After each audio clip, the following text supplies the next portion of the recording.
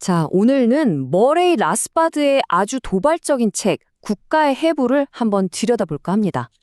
이 책은요, 우리가 정부에 대해 너무나 당연하게 생각해 왔던 것들에 아주 날카로운 질문을 던집니다. 국가라는 거, 도대체 뭘까요? 그리고 어떻게 우리 삶 깊숙이 들어와서 계속 살아남고 또 커지는 걸까요? 아마 이런 말 들어보셨을 거예요. 우리가 바로 정부다. 그쵸? 되게 익숙한 말인데 이게 마치 사회랑 국가가 똑같은 거고 그래서 정부가 하는 일이 전부 다 우리 일인 것처럼 느껴지게 만들죠. 그런데 정말 그럴까요? 라스바드는 바로 여기서부터 시작합니다. 우리가 정말 정부랑 같은 걸까? 혹시 이 익숙한 말 뒤에 우리가 몰랐던 정치의 진짜 얼굴이 숨어 있는 건 아닐까? 하고 말이죠. 자, 그래서 오늘 이 분석은 총 5단계로 진행될 겁니다. 첫째, 국가란 도대체 무엇인가? 둘째, 국가는 어떻게 살아남는가? 셋째, 어떻게 그렇게 커지는가? 넷째, 국가의 힘과 사회의 힘은 어떻게 다른가? 그리고 마지막으로 정말 파격적인 질문이죠. 국가 없는 사회는 가능할까? 여기까지 한번 쭉 따라가 보겠습니다. 자, 그럼 첫 번째 주제부터 시작해 볼까요? 국가란 무엇인가? 라스바드는 이 질문의 답을 찾기 위해서 사회학자 프랑츠 오펜하이머의 아이디어에서 시작합니다. 그게 뭐냐면 우리가 부를 얻는 방법에는 근본적으로 다른 두 가지 길이 있다는 거예요. 오펜하이머는 이걸 경제적 수단과 정치적 수단 이렇게 둘로 나눴어요. 경제적 수단은 뭐냐면 아주 간단해요. 제가 열심히 일해서 뭔가를 만들고 그걸 다른 사람이랑 자발적으로 교환하는 거죠. 아주 평화로운 방식입니다. 그런데 정치적 수단은 완전히 반대예요. 힘으로, 강제로 다른 사람의 것을 빼앗는 겁니다. 한마디로 약탈이죠. 그렇다면 국가는 이 둘 중에 어디에 속할까요? 라스바드와 오펜하이머의 주장은 아주 명확합니다. 국가는 바로 이 정치적 수단, 그러니까 약탈을 합법적으로 또 체계적으로 만든 조직이라는 겁니다. 생각해 보세요. 사회에서 유일하게 자발적인 기부나 거래가 아니라 강제를 통해 수입을 얻는 곳이 바로 국가잖아요. 이렇게 보면요, 우리가 학교에서 배웠던 사회계약 같은 거 있잖아요. 그런 낭만적인 이야기는 없다는 거예요. 국가는 시작부터가 정복자들이 패배한 사람들을 계속해서 착취하기 위해 만든 시스템, 바로 정복과 착취의 산물이라는 거죠. 자, 그럼 두 번째 질문으로 넘어가 보죠. 이렇게 약탈을 기반으로 한 조직이 어떻게 그렇게 오랫동안 유지될 수 있을까요? 라스바드는 말합니다. 그냥 힘으로만 찍어 누르는 걸로는 절대 불가능하다고요. 여기에 바로 엄청난 역설이 숨어 있어요. 소수의 지배층이 어떻게 자기들보다 훨씬 많은 다수를 지배할 수 있을까요?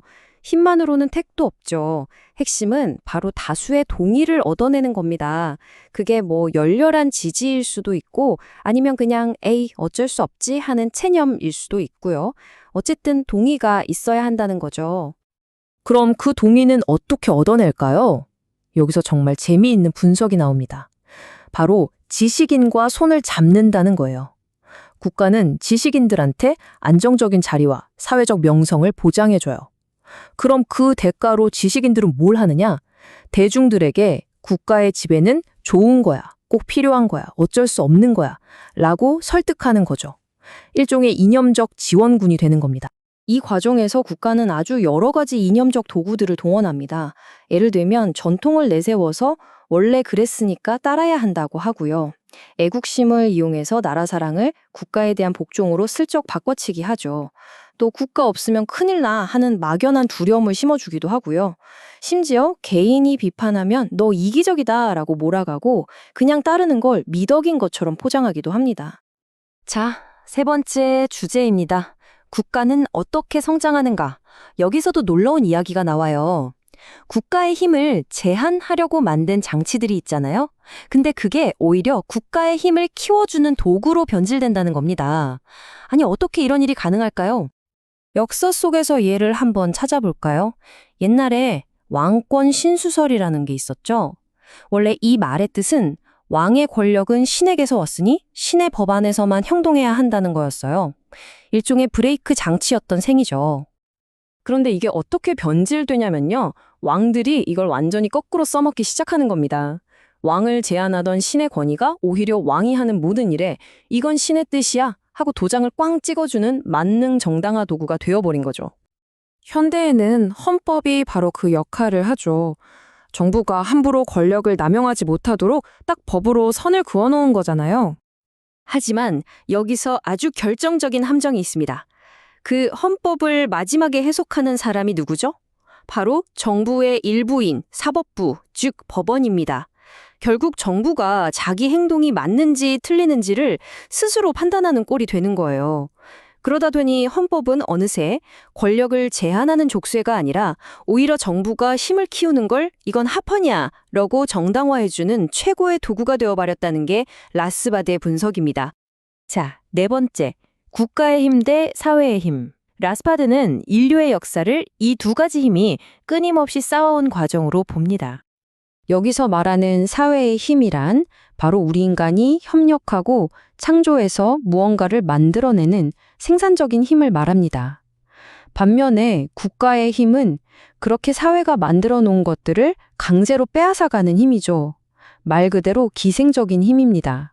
하나는 창조하고 다른 하나는 빼앗는 거죠. 라스바드는 이걸 하나의 경주에 비유합니다. 사회는 계속해서 새로운 걸 만들어내면서 앞으로 막 달려나가요. 그러면 국가는 그 뒤를 졸졸 따라가면서 사회가 이룬 성과를 빼앗아가는 거죠. 그런데 라스바드가 보기에 20세기에 들어서면서 이 경주의 양상이 바뀌었다는 거예요. 국가의 힘이 사회의 힘을 점점 더 압도하기 시작했다는 진단입니다. 자, 그럼 마지막 단계입니다. 그럼 대안은 없을까요? 국가가 이렇게 문제가 많다면 정말 국가는 꼭 있어야만 하는 걸까요? 여기서 라스바드는 가장 도발적인 질문을 던집니다. 바로 국가 없는 사회는 어떨까 하는 거죠. 사실 국가 없는 사회라고 하면 다들 똑같은 질문을 하죠. 아니 그럼 경찰도 없고 법원도 없으면 어떡해요? 누가 나쁜 사람 잡고 분쟁은 어떻게 해결해요? 하고요. 라스바드의 대답은 시장이 그 역할을 할 수 있다는 겁니다. 예를 들어 분쟁이 생기면 국가 법원으로 가는 게 아니라 당사자들이 서로 믿을 만한 민간 중재인을 고르는 거죠. 민간 경비회사나 민간 법원 같은 곳들이 서로 경쟁하면서 더 좋은 서비스를 제공하려고 할 거고요. 만약 판결을 안 따르는 사람이 있다면 그 사람은 사회적으로 신용을 잃고 아무도 거래를 안 해주겠죠. 이런 식의 경제력 제재가 훨씬 더 강력할 수 있다는 설명입니다. 결국 라스바드의 이 모든 분석이 우리에게 말하고자 하는 건 아주 명확해요. 국가의 존재를 그냥 당연한 것으로 받아들이지 말라는 겁니다. 정말 국가는 우리에게 꼭 필요한 걸까? 혹시 더 나은 방법은 없을까? 이 근본적인 질문을 우리 스스로에게 던져보라는 아주 강력한 도전인 셈이죠. 자, 이제 이 질문을 여러분께 드리면서 오늘 이야기를 마무리할까 합니다. 국가는 과연 우리 사회의 필수적인 보호자일까요? 아니면 역사상 가장 성공한 약탈자일까요? 라스바드의 날카로운 해부도를 따라온 지금 이 질문에 대한 답은 이제 우리 각자의 몫이겠죠?